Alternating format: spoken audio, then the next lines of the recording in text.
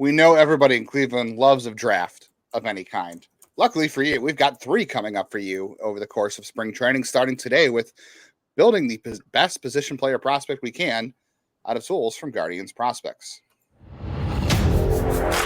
You are Locked On Guardians, your daily podcast on the Cleveland Guardians, part of the Locked On Podcast Network, your team every day.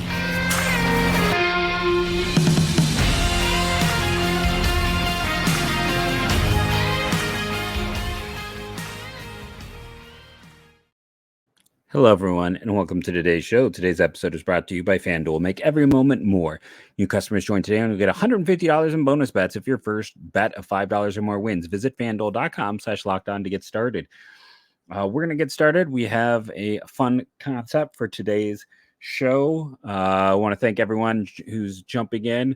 We had our biggest show in 10 days yesterday. Saw a lot of our everydayers in the comments, like DB Collins. John, let me know if that's not your name. I always want to say it's John because I knew a John Fager in the past, and I don't think that's actually your name in here. Mike, I want to call you Mike Pearl. I don't know if your name's Mike, but M. Pearl, Dave Wendell, Bruce, seeing Scott Hauser. So just going to do a quick Smokey Gator has been jumping in a bunch. Even with all of the junk I talk about Florida baseball, he is still jumping in and communicating with me. I believe he's the one whose insurance agent was someone who played for the team or was a draft pick, right? Didn't we have that conversation? Remember that? Oh, yeah. Matt Laporta, who now sells insurance too, or he's a realtor. Yeah, something like that. Yeah, I can't remember who that was, but all of you, thank you. We appreciate everydayers, but it's great seeing the growth come back as we get closer to spring training, as we have college baseball starting, and as we talk about position tools in a team that weirdly minor leagues. And again, people get really obsessed with this, that about the system doesn't have a ton of big tools. We've discussed this. This is why this draft is interesting. But it's not a bad system. Again, find me a minor league system that could graduate Bo Naylor, Tanner Bybee, Gavin Williams, and Logan Allen and still be in the top 20. There's not many of those. And yes, they're like 21, 22, but there's almost none that would have been there after graduating those 4 dudes. And Will Brennan was, he didn't have a great year, but he was a top 10 on almost every board as well. I mean, they graduated half of their top 10. Late, yeah. So it was a lot of players that they had to move in and out this year. And I think there is still a lot of value in the system. There's a lot of fun names, and we're going to get into that. Yeah, a lot of good debates to be had. Yes, for me accuse you of being negative, you did say that the system graduated a lot of they moved a lot of good players through it. Like, those are good prospects. Obviously, the pitching ones we know, but 21 they graduated Quan, or 22 they graduated Quan, 23 Naylor. They'll graduate Manzardo this year at some point. So they are sending players through the system that are good. I know they didn't draft Manzardo, but for as much as people complain too, and listen, like, is it perfect? No, but like, when's the last time they developed a bat? Bo Naylor. I mean, I know it was half a year, but Kwan's got 2 years of at least league average data. Jose Ramirez was homegrown, and I know that was a bit ago. Francisco Lindor, homegrown. Like, It's not just a barren hexscape. This isn't the Kansas City Royals minor league development here. Is it perfect? No. Is the outfield situation never ending? Yes, but it's really not as bad as people want. No, the outfield situation is not good. But this is why we wanted to do this. Like an all-star last year. It just wasn't here, unfortunately. Yeah, they did come through the system. They just, pulled the trigger on a trade. They did all the development here. Yeah, we'll talk about Juan Brito, I'm sure, today at some point. So this is an interesting concept, though, that we feel like, is because, like you mentioned, there are kind of a lack of impact tools in the system. Like, you've got a bunch of guys, as we talked about before, that have like 50 or 55 grade hit tools, and that's kind of what you're banking on. And then when those guys don't make it to 50 and end up being 45s, which for those who aren't familiar with the scouting scale, it's 20 to 80, where 80 is, I don't know, is there any 80 hitters out there? Is it Juan Soto or? According to Fangraphs, Stephen Kwan had an 80 grade hit tool when he came up. Yeah, when we talk about hit tool, we'll have debate too. But okay, like 80 grade I don't stuff know. is like, An 80 grade hit tool is Ted Williams. Like I thought that was ridiculous to see right, with Quan. Like I right, like Quan, but don't get me wrong. It's like we're talking about the greatest hitter, yeah, like the greatest hitters of all time. So who are you putting in that group? Like giving yeah. anyone, because that's the thing too. I'll say it's like when I came up in this field back in my day. Let me get my cane. 15 years ago, you never gave 80s. Like that was almost a rule. Like you did. Now 80s grow on trees. People give 80s a lot. It's like, okay, they throw 99. It's automatically an 80 grade fastball. No, it's not, because a fastball is not about velocity.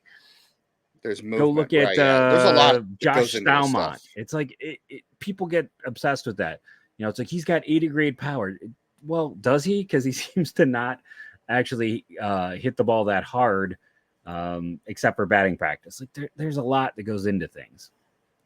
It does, and I'm sure we'll get some comments too about how we draft power, because raw power is one thing, batting practice power is one thing, but the actual usable game power is way different, and that's probably we'll have some philosophical debates, and people probably get mad about who we take in those situations. So we both can't draft the same player or the same player tool. So one of us could have Juan Brito's hit tool, but we can't his glove or whatever. So once you take one player's tool of something, you can't take them there. No repeats. So we'll just do a back and forth draft. And we did a random number generator. Jeff took odds. I was given evens, and it was an even. So I'm going to pick first. And we're starting with the hit tool. And we debated whether or not to include like patience and pitch selection and eye at the plate into all this, because that does matter with your hit tool, I feel like. But it is kind of its own category, because then you risk missing out on certain players that are good hitters, because guys who hit 250, you would say aren't as guys who are hit good as 300, but two guys could have a 140 WRC plus or whatever, and one could hit 250 and one could hit 300, and they like Luis Arraez and Nolan Jones, right? They're getting to it different ways. That they don't have the same hit tool, but they have the same offensive value, and it comes in different ways. So we decided to split pitch selection, because you take both of those guys on your team.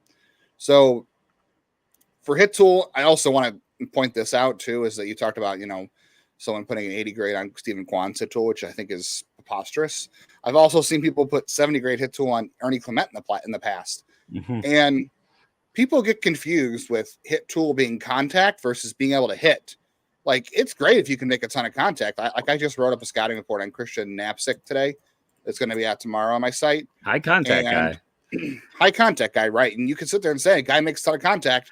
That doesn't make you a good hitter. It means you have good bat control, but it doesn't make you a good hitter. Those are two different things. Like, if you're constantly hitting 82 mile an hour ground balls to shortstop or second base, that's not good hitting. That's just putting the ball in play. That does not mean the same thing as being a good hitter. So to me, you have to be able to impact the baseball as well as make contact if you want to be considered a high grade hitter. Like, I put a 45 on Knapsack's hit tool because, could it be a 50? Maybe. There's some things we heard about his data and all that stuff, but it's just right now it's just a lot of contact, and that's a good preface to this whole debate. So I think for hit tool right now, I got to go with Kyle Manzardo. I think he is going to have the best ability to. I'm done. Jeff left. He knew. I think you knew. You had to know. I think that he has the best ability to make contact, but also make quality of contact. So we're talking about a guy who could hit, 270, 280, and also have it be an impactful 270, 280. And we're talking about hit tools. We could go out of order here. We don't necessarily have to go in a specific order. These are just the ones we are pointing out. So if you want to take something that's more rare, feel free. So if you're gonna jump up and take hit tool with Manzardo, I think the guy where I believe in power is Ralphie Velasquez. I know John Kenzie Noel has hit a bunch of home runs, and there is a lot of power there, and he's my number 2 guy on here, but like he's also just not super effective. Like, Columbus is the ultimate hitter's park, and he wasn't even a league average hitter. And I get, people will give me the whole thing, and he does have big time power, but like, I believe Ralphie's is more of a valuable in-game power. I think it is one of those things that we're going to see contribute. I think it is a power that is better accessed by the hitter. Noel he hits a lot of home runs because all he does is swing for power. And he's either going to hit a home run or he's going to strike out. And that's all that guy does. Ralphie's is a little bit more tempered. So I'm going to go Ralphie here. Maybe an upset doing that this early, but that's where I'm going. No, it makes a ton of sense. I knew Ralphie was going to go off the board pretty early for one of his tools. I mean, you could even maybe, it's unfortunate we haven't seen him yet. We'll see him this year, but you could even do that with his hit tool. I think we both agree the hit tool there is, I mean, that is the hardest thing to grade too. Like when you're talking about that tool specifically, I think that's where we have our biggest gripes with the Guardian system is that it is so heavily focused on guys' ability to make contact in their hit tool. So you're going for guys that are like 55, 60 hitters, but if it's so hard to judge, especially at the high school level. So if that tool doesn't pan out, you don't have anything else to fall back on. Like you might say, well, he's got a great glove. Well, that's great. But, this is where I get frustrated with the number one overall pick talk is that everyone says, well, defensive value, positional value. And I'm like, well, that's great. But if I'm picking number one overall, like I said to Carlos last week, I don't want to have to rely on a guy's defensive value to prop it up because that's not an impact tool. And this system needs impact tools. And that's they can get at number one. And that's a good reason to take Ralphie right. He could have impact game power versus Noel, who this is where I thought people were going to get upset too. A lot of people are going to point out Noel. Yeah, he's a 5 o'clock hitter. The dude, I mean, I know he hits home runs in the regular game, but it's just very poor contact quality. It's either a home run or it's like a very weak pop out, or his strikeout numbers aren't terrible, but yeah, it's not as usable. It's not as effective. I guess he is getting to game. He's not going to play in the big leagues. Like right now, without massive changes to swing and approach, he is not a big league player. Again, he played in one of the most friendly hitter parks in all of AAA. Mm-hmm.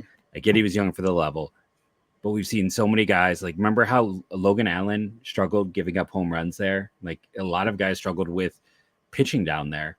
And he couldn't even be league average. And it's selling out for power. So it's sometimes hard to judge how effective that power is in game because it is only power. In game versus effectiveness. That's a great point. All right, we got a couple more tools to fill out. We'll see how the rest of the draft goes if we get to anything else, but stick with us as we try to build the best Guardians position player prospect.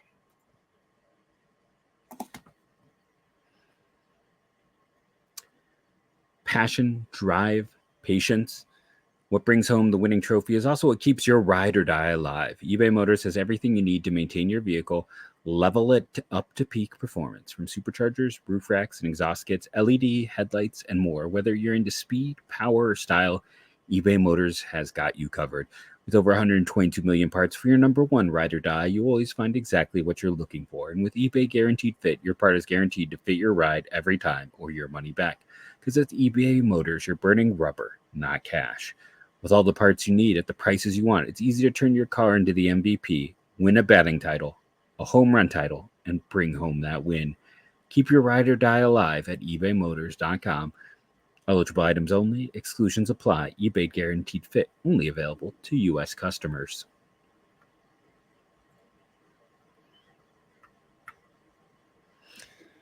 All right. Well, since you took Ralphie's power, I need to go out and get some sort of power out there. Not that you could take more power, but you could take someone else's tool who has power and screw me like you like to do in these drafts sometimes. I do. I like to go out of my way to really bone you. Yeah. If we're talking usable power, I think I'm going to go with Chase the Lauder. Like, I can't take Manzardo's power, and I think he's going to have usable power. And I could go with Valera. I could go with Rodriguez because they both have usable power. But I think I'm going to go with Chase the Lauder. I think that he's going to get to enough usable power. The exit velocities are okay. They're not fantastic. They're okay. But he does have a swing that does hit fly balls. He did hit a lot of fly balls last year. So that makes me think he's going to get to a lot of that. And I guess it's going to depend on how much the hit tool. I think I'm taking a risk here, but I think I'm going probably more with upside with Lauder's power. Yeah, there's definitely some risk. We talked about him on the show, how there are people who think he's going to struggle with velocity and how there's some hitch in moving pieces. I get that. I kind of intentionally avoided the Lauder because I wasn't sure what trait I liked or which way to go. So that's fair. Hit tool is still sitting there for me. So I'm going to take Travis Banzana, second base. I went to go type that into my sheet, and I'm like, wait a second. I mean, I could have easily gone Nick Kurtz for power if we were doing that game. Come on. I think at this point in time, I got to take Juan Brito, come around for hit tool. I don't know. Is there anyone else after Manzardo and Brito, or aren't those two guys just kind of in their separate tier from the rest of the? I mean, we thought Ralphie is maybe close, but I feel like if it's not one, it's the other, and maybe you'd find a way to take Brito for and I'd be in real trouble. But yes, that was my next pick actually. So yeah, I feel like I have to take him because listen, there is a world where Nolan Jones. I just said listen like twice. That's the thing. I'm trying to break myself up, and I did like 4 times in a row. I apologize. Nolan Jones is going to have some regression. I think he's going to be an everyday player. I think he's going to be a perennial 2020 guy. I do think he's going to kick closer to like 220, 210. He's going to be more athletic, Adam Dunn, but a light version, not quite as much power. Like I'll go on record. Like I've been a Nolan Jones defender from the beginning, but there's a world where Cleveland still wins because Brito's hit tool and some sneaky power. And there was, when they made that trade, there was at least 4 to 5 people, and I won't out anyone, who looked at him and go, there's some Jose in him. You know, and like I said, I won't say any of the people who said that, even if I might be looking at one right now. Hey, no, I did say that there. I did say that. That's fair. There's a little bit. That's fair. So looking at the system, I feel like he's the only other guy that really stands up there close to Manzardo. So I just wanted to make sure that I got that before, while the getting was good. That's not how that expression goes. Yeah, before things got kind of rough. Yeah. I mean, you could have gone with hit tool for like Rocchio. I feel like there's a decent one there too, but yeah, below that, because Rocchio still is rookie eligible in 2024. Believe it or not, he didn't spend enough time in the major league roster. I'm going to move on to pitch selection because we've done hit and power, and you know, speed, defense, and arm are a little easier to come by because those are the tools that Cleveland does have a lot of in the system. They don't have a lot of the offensive tools, the impact tools.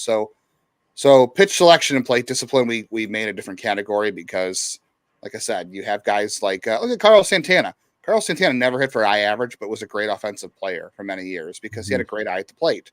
That doesn't mean, you know, a guy who hits 300 is not better than him or is better than him. They just go about it different ways. That's why I think it makes sense that you can have those different results and still be a good offensive player. So this is why we decided to split it out.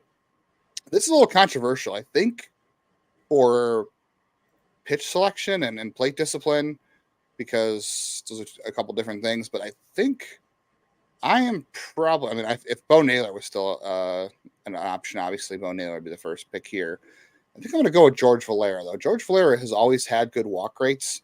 I do think there are some holes in the swing overall that make it easy to beat him in some ways, but he's never been much of a guy who chases a ton. Like he generally stays in the zone. I think more of the problems with him are holes in his swing in the zone.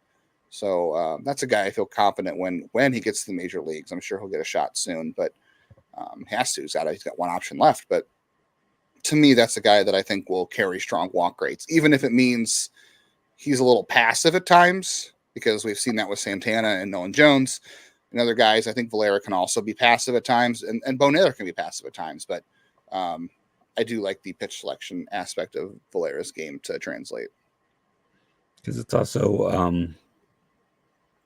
the Jake Fox issue, right? Is the passivity versus, you know, that's why you can't always get that evened out a little bit last year. Yeah, that evened out a little bit last year. Jake Fox's walk rate wasn't as strong as it was a year ago, but I wrote him up the other day too for a profile, and I kind of came to the conclusion that I think a lot of guys are getting walk rates inflated at low A because of the elimination of short season ball. So you're getting a lot of pitchers with bad control and experience at low A, so it's inflating some walk rates. But his evened out last year. Like I think he settled in where he's going to be. I don't think it's going to be obviously not as good as it was at low A, but I think it settled into a good spot last year. So if you were going in that direction, I think Fox would be a great pick for that, honestly. No, well, you know, I think I would go with Mason Bolivar, who had the highest walk to K ratio in. I'm kidding. At all 16. It's an interesting list to look at when you're trying to figure out. And while, you know, Fox is someone, you know, I think the guy I'm going to take here, by all reports, and this might get me in trouble because I'm going to be trusting other people over myself, is Welbin Francisco. There's a lot of positive reports from a lot of people I really trust about his eye and his ability to differentiate pitching. And there aren't, to me, too many guys I really like in terms of kind of more of an eye at the plate. That is one of those things that they've gone for so many hitters that are just guys who don't strike out, that we haven't seen a lot of guys who walk more. It's more of like, hey, this guy always makes contact. He has 90% of the time he's going to hit last two drafts. Every hitter is going to make contact on every pitch, and it's not getting out of the infield. And then we wonder why people don't like the minor leagues when I make statements like this. But it has been a specific profile. So there aren't a lot of guys who I look in these minors and I'm like, oh, this guy could have a really strong walk rate, be a Carlos Santana, where his value by working counts. And that's the other thing. Like, the problem with too many contact hitters is you're maybe not working as many counts. You're swinging at every pitch. You're getting through it quicker. So I'm going to go with Welbin. I'm going to go a little bit off board. Let me tell you guys, that is, if you're listening, that is the biggest upset of today's draft. Of doing this, I did not think there was even a 1% chance. If I went to FanDuel.com right now /lockdown to put my bet down, I would not be putting a bet on Jeff taking anything from a domestic player in terms of being still in the DSL. I mean, if the guy was in double A, I would expect it. But anybody who played in the DSL last year, if you would have told me, yeah, Jeff's going to take one tool from that guy in this draft, I'd have been like, no, I'm going to FanDuel.com and I am going to not put a bet on that he won't. You can make some good bets at FanDuel during the NBA season while it's still going on. If you're a new customer, get some buckets while you're there. America's #1 sports book. Right now, new customers get $150 in bonus bets with any winning $5 bet. So go there, place a $5 bet, NBA, NHL, college basketball. I don't recommend college baseball, but that's another story, especially after last year's Arkansas debacle. That's $150 bucks. So if your bet wins for $5, just check in today at the Cy Young odds on FanDuel. So Garrett Cole is essentially 5-1, 500 plus 500. You have to scroll all the way down to the plus 5,000 for Shane Bieber to be the top guardian. So you can go there and put a $1 down and win some money on Shane Bieber.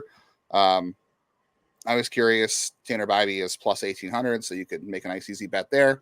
Or you can do a quick bet, live same game parlay, exclusive props, and more with NBA players and teams. Visit FanDuel.com/lockdown to shoot your shot. FanDuel, official sportsbook partner of the NBA. I am still flabbergasted that you took anything from Welwyn Francisco or anything from that selection. As much as we complain about power being a weakness, it's like guys who are going to be a little more selective in the zone without being passive is also kind of a weakness. I also you could have gone with like Cooper Engel or Nate Furman. Those guys both have shown really good selection. Nate Furman is a degree of passivity, and then like when he moved up, that's true.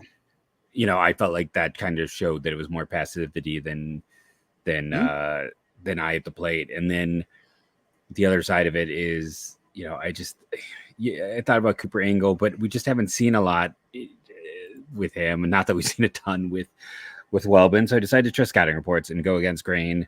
I will say I think it's also interesting, and I wonder how much of it is a degree of us not focused on him as a prospect, that when we talked about power, neither of us took Devison.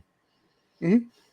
Yeah, that's a good point. Like, I think he would be clearly ahead of Noel even on that list. Yeah, very possible. All right, we got the softer skill set at this point: speed, glove, arm. We also have intangibles to get to before we run out of time. Speed's pretty straightforward. I don't think this is a really hard one to decipher. I wrote down two names. Yeah. The best runner I saw last year. I mean, Joe Lampe was really fast when I saw him last year. Probably the best runner I saw. I think I'm going to go Nate Furman. I'm going to go Nate Furman for speed because that guy not just one of my two names. All right.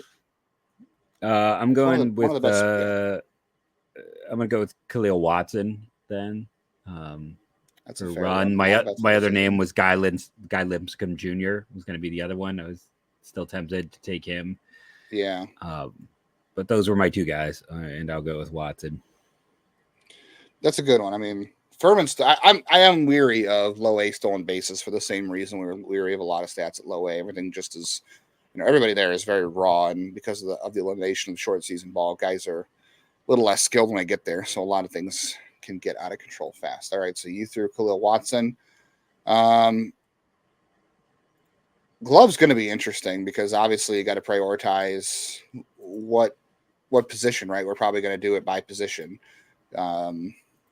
And if you're not, you're going to take a center fielder or a shortstop versus, the best glove at first base. Like I could take Nick Kurtz's glove, right? At first base. I'm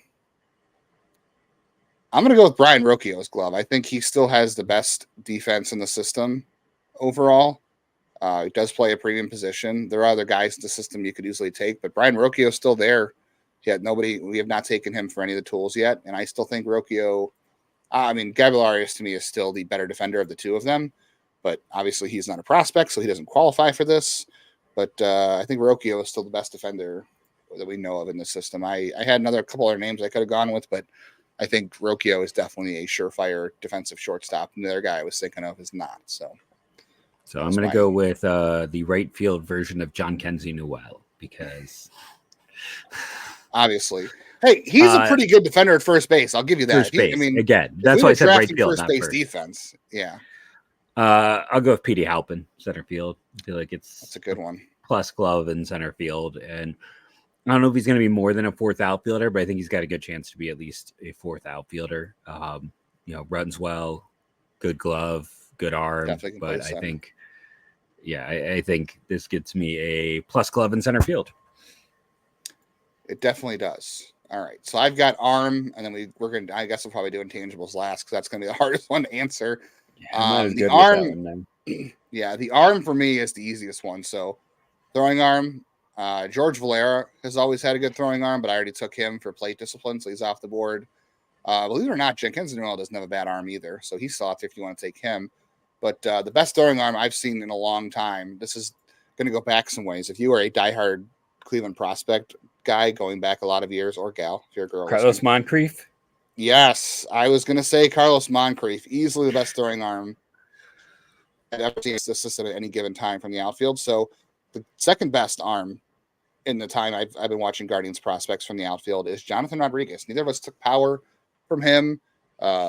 Great raw power, but Rodriguez has an absolute cannon from right field. Yeah, he was one of those guys. I knew you were going to grab him. So I was like, oh, but yeah, no, I agree. It's Naquin also had a really good arm. That was kind of one of the things on him, but it was always, Moncrief was a two-way guy who in a different era might have been actually tried as a two-way guy. And then I think after he had, I don't know, I hope he made it to the big leagues with San Francisco. I think he finally got a short look. I think he got a game or two. Yeah.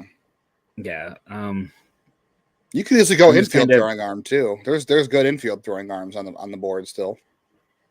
Yeah, that's what I was debating. Is like, do I take Tana? Is the arm strong enough for outfield? Like that's kind of where I'm going. He's got a strong arm for center field. I think it plays, but I feel like I should go with an outfield arm. That's gonna be tough. It is. That's the problem. It's like there is not a stellar choice left out there. So I think instead it's either that or I go with Guy Lincecum and go with Watson's arm. So yeah. You could have had Petey's arm. Petey's got a great arm. Yeah, I like Connor Cox's arm a little bit, and guy that's kind of completely fallen apart was Alexi Planez. He also had a good arm at one time too. I think he was the original Jonathan Rodriguez. I think I'll just go with Jose Tena, and it's like I know the arm is strong. He could transition to an outfield. It's a little bit of a weird combo, or never mind. I'll take Jason Churio. Like I know Churio's got a relatively strong arm. I'll go with another guy. Okay, I'm gonna kill you literally because I was gonna take him for intangibles. So you've just taken him off my board for my next tool, our last tool. We're talking about intangibles. Then I'm extra. I got my hose job in. I did it. Yay! Last second. I was gonna take him because of bloodlines. That matters in terms of intangibles. I've also heard great things about the work ethic there too. All that stuff does paddle in. Nate Furman's a dude I know that I really like makeup wise. I've talked to him a ton. I really like him. God, this makes it so much harder. This is the hard thing. We talked. I didn't think you were going to take him for anything. Well, I almost took him for running speed too. Yeah, it's like for a long time, it's like Will Benson was the go-to for this. Not speaking of strong arms in the outfield, but there's been a lot of guys where we know that have like that 80 grade work ethic, and we're seeing, again, like I know Nick Kurtz's family follows me. I'm not going to be upset if Cleveland drafts him. I want to make that clear. Like, to me, it's a top 2 draft, but like one of those, and Nick Kurtz could be a heck of a worker, but just all the examples I've heard, and I'm sure he is to be as good as he is. But Bazana, like the tools plus work ethic, makes me think that guy is so safe. I'm going to go off the board a little bit here, and this is going to be an interesting one. I'm going to go with Joe Donovan, the backup. He's a backup catcher. That should be a popular category to take an intangibles guy from in terms of work ethic, makeup, and character, because the pitchers love Joe Donovan. I've heard every pitcher in the system rave about throwing to him, and I think he is a future coach. No disrespect to Joe, great dude, quality defender, but pitchers love him. The coaches love him. He just screams future coach, and I think the work ethic and the intangibles and the character that go into makeup make a lot of sense there. But backup catcher. So I think I just may have given you an idea of who to take. But I've talked to Joe personally. I haven't talked to the other guy I was thinking of. So I was just kind of going through, you talk about the bloodline guys. There was someone like Milan Tolentino, who is a bloodline guy, has had a lot of family in and around the game. There's a lot of players. There's Corey Holland, whose dad was a hitting coach. There's a lot of guys who have gone through who do have ties to coaching and the like. And you don't have to be the son of a coach to make yourself a just helps, better player. Can I take Tanner Bybee here? Intangible, son of a coach? Nope. Position player only and prospects only. I'm gonna go catcher as well. I know we're running out of time. I'm gonna go with Cody Huff, the recent addition. That's not who I thought you were going with. By all accounts, one of the best defensive catchers in baseball, and a guy who has worked very hard. Very positive reports on him as a human being from the a guy's got limited tools when it's all about like how good he made, how well he's liked, like all you get is like off the field stuff. Like that matters in terms limited of tools category. Yeah. But let us know what the best prospect. Let us know who built the best prospect, and we'll post that on Twitter, and I'll post it on YouTube as well for you to comment. You should let them know. People are gonna be like, who did Justin think he was gonna take? I think you were gonna take Johnny Tincher. Oh yeah, that's a good call. I thought you were gonna go with Tincher. The back flipping machine. Yeah, that's a good call. Well, he just we're hoping to do some more. We're lining them up to talk about some guests. We have a lot coming up this week, so make sure you are tuned in between spring training interviews. We got you covered on all things Guardians, and go Guardians, go.